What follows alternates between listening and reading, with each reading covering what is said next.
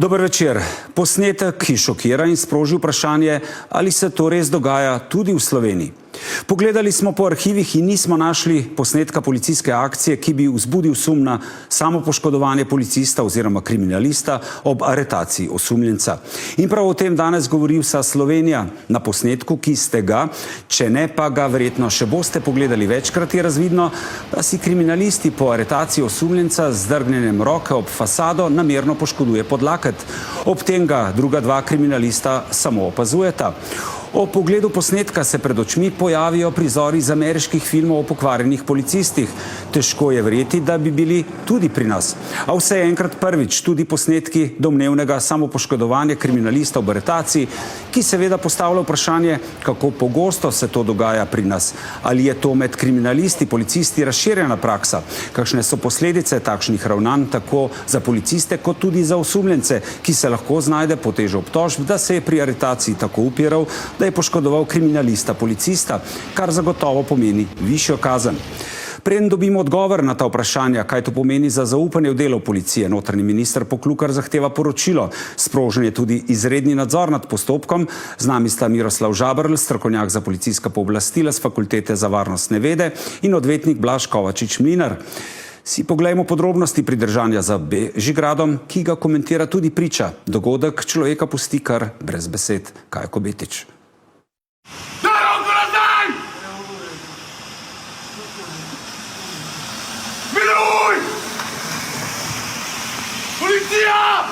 Takole ob večkratnem vpitju so trije policisti v civilu v ponedeljek dopoldan na območju Bežigrada, kot gre sklepati iz posnetkov, precej na silo pridržali mlajšega moškega, osumljenega posedovanja droge.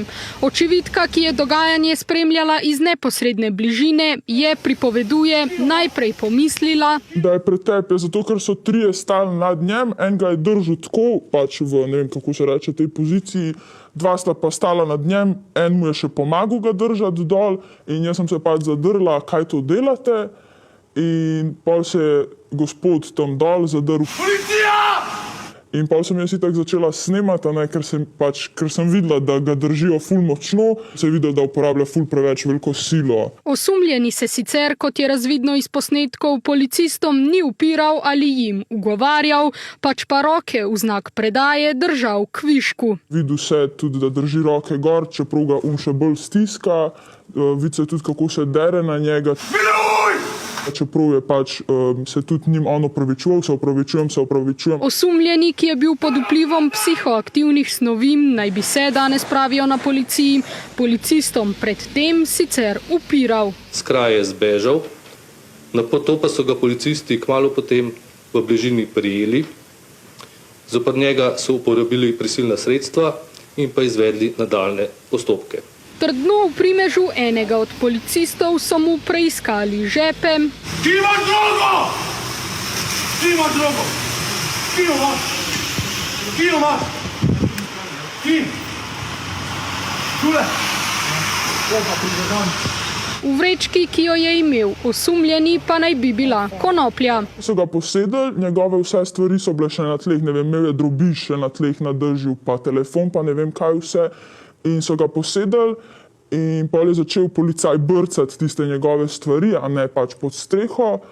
In pol so mu rekli, da bojo zdaj klicali patruljo. Potem, ko so osumljenca torej že prijeli, pa je eden od policistov, ki je osumljenega predtem tesno držal ob tla, stopil do roba stavbe in pod lakt desne roke večkrat podrgnil ob fasado. Nastalo odrgnino, ki se jo vidi tudi na posnetku, pa si je nato ogledal in ni bil edini, pripoveduje priča.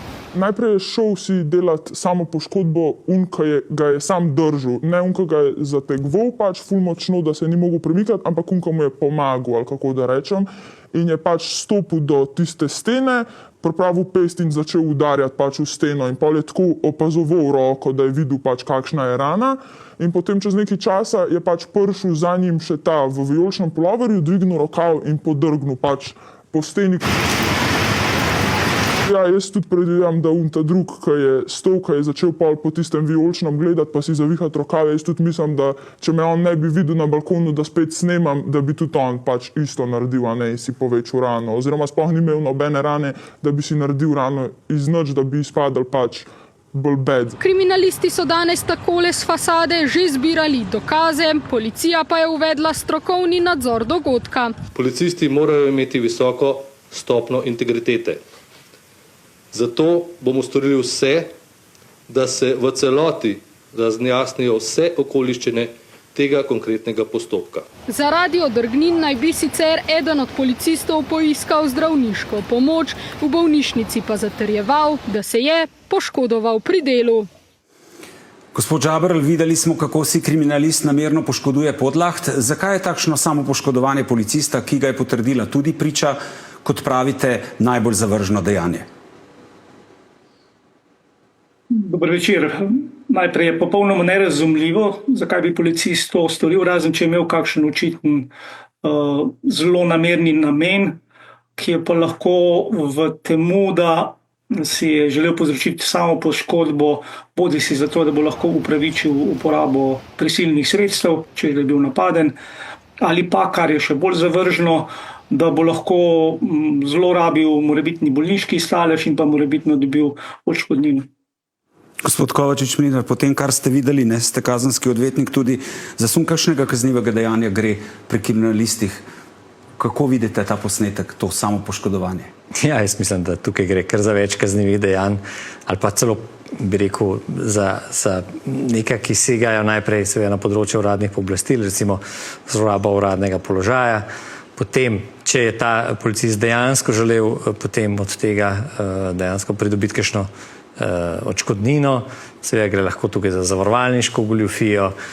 Če bi potem sestavil kakšen uradni zaznam v tem dejanju, v katerem bi navajal neresnična dejstva, bi bila to seveda ponareditev uradne listine. Če bi o tem celo pričal še na sodišču, v nadaljevanju bi lahko odkrival pričanje, ampak gotovo gre pa tukaj za zlorabo uradnega položaja z namenom ali se pridobiti korist, ali drugemu škodo povzročiti, ali pa oboje. Tako da tukaj dejansko mislim, da v tem ni kakšnega posebnega dvoma.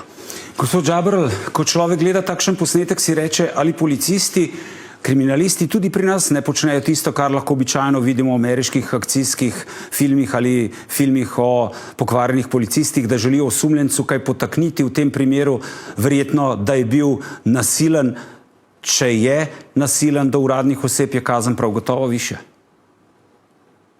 Dobro, ne smemo živeti pri prepričanju, da pri nas nimamo pokvarjenih policistov, ampak daleč od tega, da bi bili v takšni situaciji, kot je Amerika, ali pa da bi naši policisti vodili takšne postopke, kot jih vodijo ameriški policisti. Tudi usposobljeni so naši policisti popolnoma drugače. Res pa je, da ti posamezni primeri mečejo slabo luč na celo policijo in tudi na ostale policiste, in jaz srčno upam, da gre zgolj za osamljeni primer. Povejte nam, kakšne so še posledice recimo teh samopoškodb, ki si jih je zadal najmanj eden policist kriminalist, drugi je po navedbah priče z pestjo butal v garažna vrata oziroma v steno, ki je bila pred njim. Kaj policist potem lahko reče? Glejte, osumljenec se je tako upiral, da smo bili pri delu poškodovani in zato sledi višja kazen za tega osumljenca, ker se je pač upiral uradni osebi, in v bistvu je, ne vem, samo špekuliram, uspeh policiji zagotovljen, tudi če ne dokaže posesti droge in tako naprej, bo šel ta, ki so ga policisti aretirali, bo kaznovan zaradi tega, ker se je pač upiral policiji tako močno, da je pri tem poškodoval uradne osebe. Ja, poglejte, zdaj žal moram reči, da v svoji praksi se dostikrat srečujem s takšnimi situacijami, ko seveda policisti opisujejo ravno takšno dejansko stanje, kot je bilo tukaj očitno, ko so ga želeli prikazati, torej napad na uradno osebo, ko upravlja uradno dejanje. Zdaj najprej smo slišali predstavnika policije, češ da se je ta osumljeni upiral s tem, ko je bežal. to je po mojem že sam po sebi nonsens. Potem, seveda v nadaljevanju pa dejansko potem opisujejo takšne drugačne poškodbe in jaz mislim, da tukaj dejansko je bil pripravljen teren za to, da bi tega osumljenca obtožili še napada na uradno osebo, ko opravlja uradno dejanje in seveda s temi poškodbami bi pa dokazovali oziroma bi spadli potem veliko bolj verodostojni v teh svojih trditvah. Lahko še dodam, da recimo v tujini, vem, da tudi sicer pri nas v določenih primerih, policisti zato v takšnih postopkih nosijo posebne kamere, bodycam, ki seveda te postopke snemajo, zato da do takšnih zlorab ne pride in zato da obstajajo pač tudi video dokazi s strani seveda policistov za samo zaščito na nek način in zdaj tega seveda v tej primeru ni bilo. No, zdaj pa poglejmo še postopek aretacije še enkrat.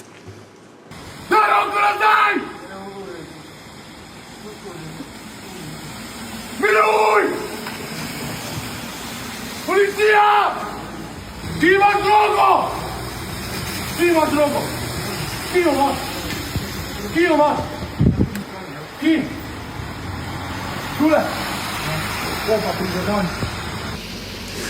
Gospod Žaberl, je šlo pri tej aretaciji za prekoračitev uporabe prisilnih sredstev tudi glede na to, da priča, ki je dogodek videla, pravi, da se storilec ni upiral aretaciji? Najprej bi želel popraviti ali pa dopolniti kolega. Ne vemo točno, kako se je postopek začel, kaj je bila sprožilna situacija, ampak če gre za beg osebe, s katero je policist začel postopek, pomeni to aktivno upiranje. In pri aktivnem upiranju je dovoljena določena vrsta uporabe prisilnih sredstev. Tako da težko damo celovito oceno, ali gre v tem konkretnem primeru že za zlorabo pooblastil ali ne. Se pa cel kup odprtih vprašanj postavlja od sprožilne situacije do pogojev za policijsko aretacijo oziroma odvzem prostosti. Nadalje izvedbo varnostnega pregleda z zahtevo po izročitvi prepovedane stvari in pa seveda tudi samo uporabo prisilnih sredstev, pri katerih vidimo samo ta zadnji del, ko je v bistvu ta oseba že obvladana. Ampak če me vprašate zgolj o strokovnosti, ne o zakonitosti, je pa to ležanje na tej osebi, izvajanje nekega strokovnega prijema davljenja, če to sploh strokovni prijem in pa bili so 3 policisti, je lahko že sama strokovnost vprašljiva. Ampak policija bo imela kar težavno nalogo ugotoviti dejansko stanje in odgovoriti na vsa ta ostala odprta vprašanja, ne zgolj na vprašanje o policijski uporabi sile. Kako ste vi videli aretacijo? Ja, zdaj najprej moram poudariti, da bistvo načelo pri uporabi vseh teh prisilnih sredstev je pač načelo sorazmernosti. Se pravi, policist mora uporabiti najmanjšo možno silo za to, da doseže nek svoj namen. To mislim, da kar smo videli, gotovo presega tisto, kar je bilo nujno potrebno za to, da se pač uporabi, da se izvede pač to uradno dejanje tukaj. Tako da jaz mislim, da res je, da seveda nismo predtem videli, kaj se je dogajalo, ampak v tem trenutku jaz mislim, da ne more biti kakšnega posebnega dvoma. 3 policisti, ni bilo nobene nevarnosti, da bi kdorkoli tretji posegel. Tale oseba je ležala na tleh, mirna. Tako da, kar se tega tiče, mislim, da to res ni zgled, kako bi policisti mogli ravnati. In tukaj se najbrž tudi postavlja vprašanje kakšnih kaznivih dejanj, ker tudi sveda zloraba pooblastil, prekoračitev je lahko kazniva. Gospod Žaberl, policija pravi, da bo zdaj izvedla interni nadzor, kako poteka. Vi pravite, da stvari pri nas niso še tako hude in so daleč od tega kot v Združenih državah Amerike, pa vendarle ne. Takšno ravnanje, ljudje si zdaj ta posnetek večkrat ogledujejo, postavlja vprašanje o verodostojnosti dela policije, kriminalistov. Ti so, ta 2, ki sta se samo poškodovala, sta naredila medvedjo uslugo ostalim policistom in kriminalistom, ki dobro delajo. Kaj je zdaj pomembno pri tem internem nadzoru? Da mu bo javnost zaupala, verjela, ker samo tako bo dobila nazaj zaupanje v delo policije in kriminalistov. Samo transparentnost. Se pravi, da bo ta interni nadzor narejen pošteno, v kar ne dvomim, da bo policija ugotovila vsa dejstva, ki so potrebna. Sicer pa takoj, ko bo policija prišla do suma storitve uradno pregonljivega kaznivega dejanja, tako in tako mora zadevo predati specializiranemu tožilstvu zaradi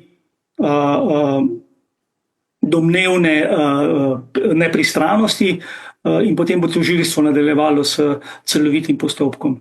Dejstvo pa je, da gre za primer, zaradi katerega bo celotna policija zopet saj v tem času izgubila na svoje verodostojnosti in pa zaupanje javnosti. Kako povrniti, gospod Kovačič Mlinar, interni nadzor, izreden minister zahteva poročilo, kako